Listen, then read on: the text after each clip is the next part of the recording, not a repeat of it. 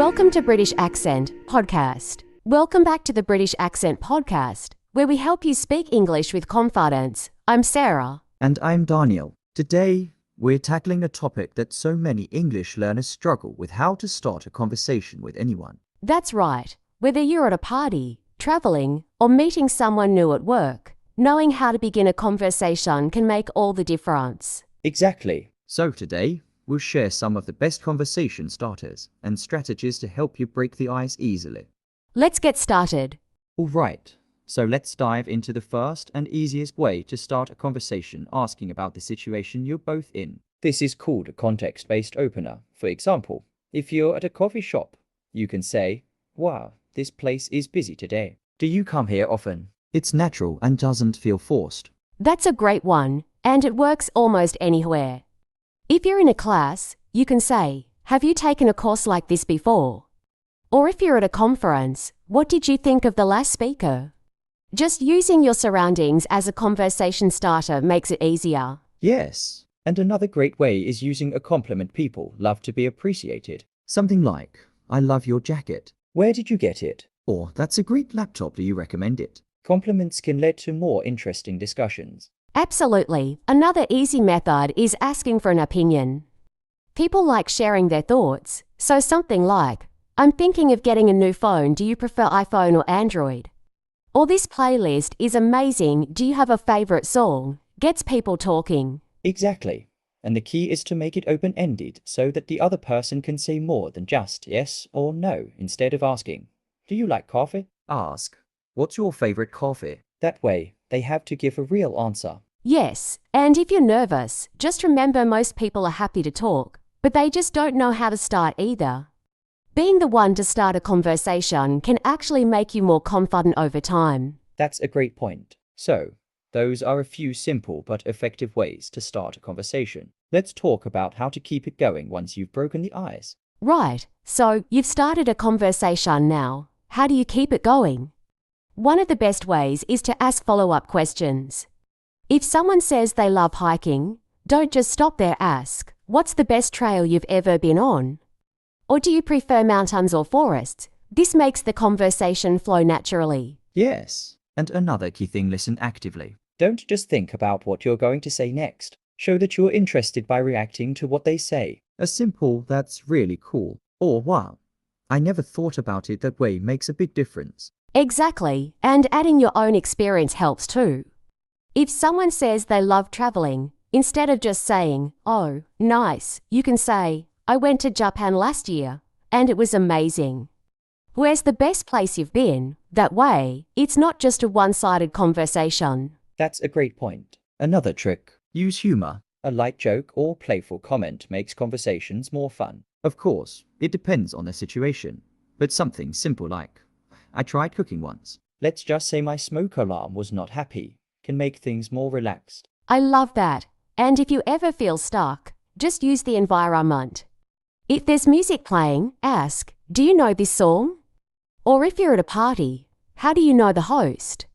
Little things like that can restart a fading conversation. Absolutely. All right, so we've covered how to start and keep a conversation going. Now, let's talk about how to end a conversation politely without making it awkward. Oh, that's a big one. Ending a conversation smoothly is just as important as starting one. You don't want to just walk away or suddenly stop talking. That can feel awkward. Instead, try using a natural transition. Yeah, for example, you can say something like, "It was really nice talking to you. I need to grab a drink, but I hope we can chat again later." This way, you're politely signaling that the conversation is wrapping up. Exactly. Another way is to connect the person with someone else. If you're at an event, you can say, "Hey, you'd really get along with my friend Jack.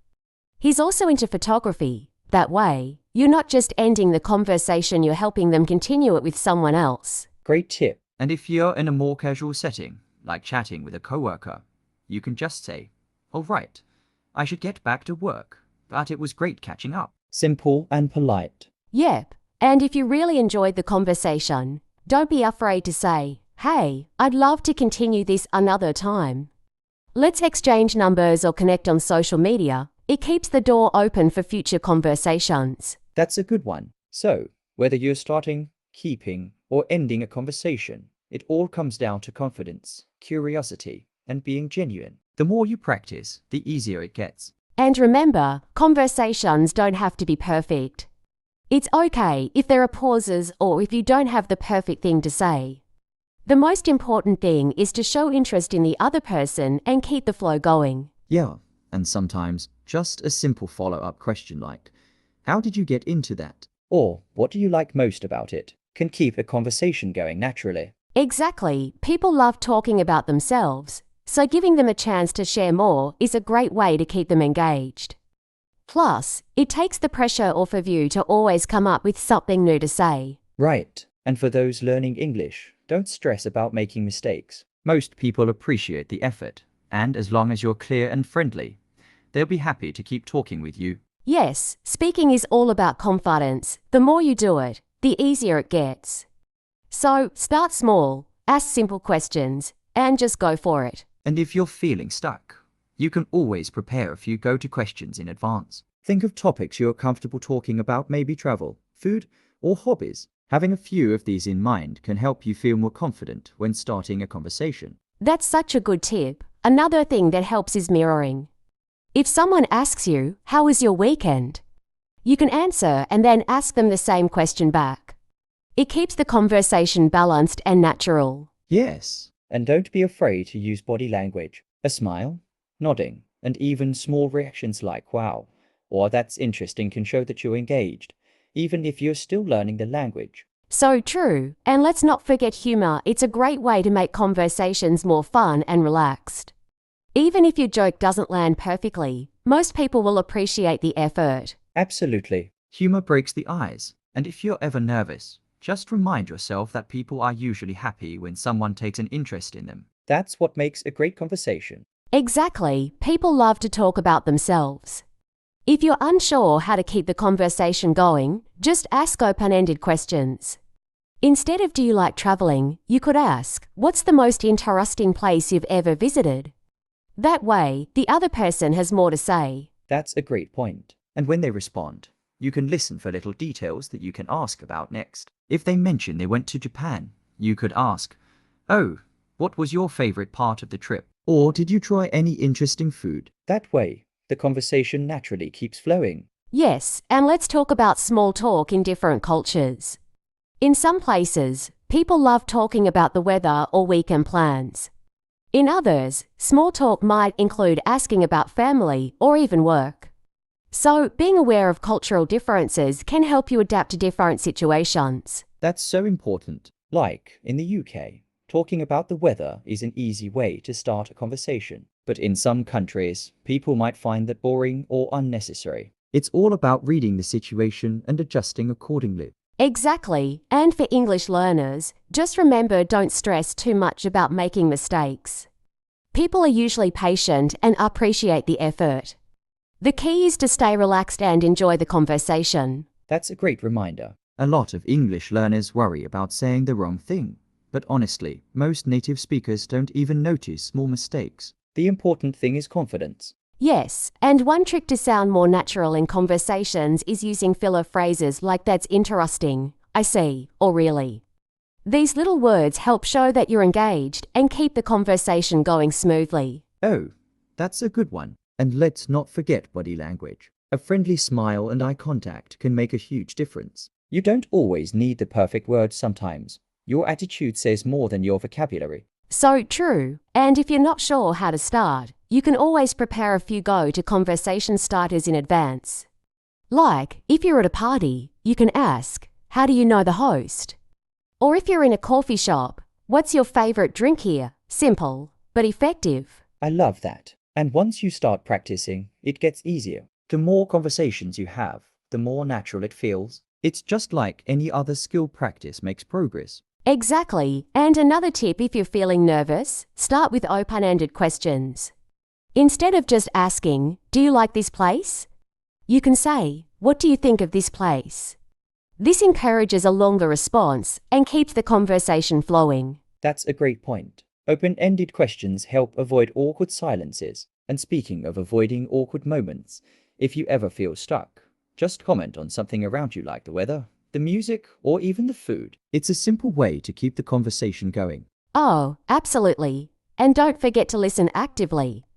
People love talking about themselves, so when you show genuine interest, they'll naturally want to keep talking. Just a simple, "That's really interesting, tell me more," can go a long way. Right. And sometimes, even if you don't have the perfect words, just nodding and using expressions like "wow" or "that's amazing" can help make the conversation feel more natural and engaging. Yes, the key is not to stress about being perfect, but to focus on making connections.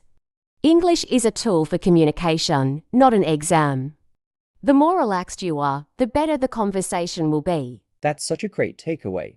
Sarah, conversation is about connection, not perfection. So, to all our listeners, don't be afraid to start a chat with someone new. Use simple conversation starters, ask open-ended questions, and most importantly, listen actively. Exactly, and remember, practice makes progress. The more you put yourself out there, the easier it will become. So, next time you meet someone new, try one of these conversation starters and see where the conversation takes you. We hope you found these tips helpful. If you enjoyed today's episode, don't forget to follow our podcast for more English learning tips. And if you have any favorite conversation starters, share them with us. We'd love to hear from you. Thanks for tuning into British Accent Podcast. Until next time, keep practicing and keep chatting. Bye for now. Bye. Bye.